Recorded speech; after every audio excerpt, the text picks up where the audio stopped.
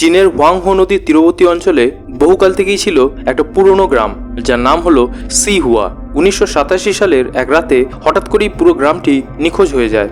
লোকজন, গৃহপালিত পশু, ঘরবাড়ি সমস্ত কিছু উধাও হয়ে যায়। কেউ কোনো চিৎকারও শুনতে পায়নি বা কেউ কোনো পালানোর চিহ্নও দেখেনি। শুধু সকালে দেখা যায় যে গ্রামের জায়গাটা ফাঁকা হয়ে পড়ে আছে, আর সেখান থেকে বেরিয়ে আসছে পোড়া দুর্গন্ধ।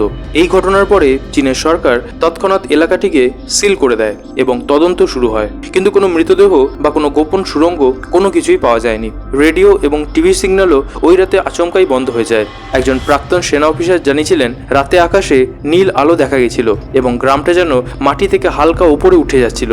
কেউ বলেছে এটা এলিয়েনদের অপহরণ, আবার কেউ বলেছে টাইম শিফট বা ডাইমেনশন ফোল্ড।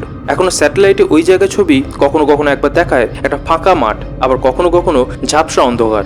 সত্যিই কি এই গ্রামটা হারিয়ে গেছিল, নাকি চীনের বিজ্ঞানীদের কোনো হলোগ্রাফিক প্রজেক্ট ছিল, তা আজও কেউ জানে না।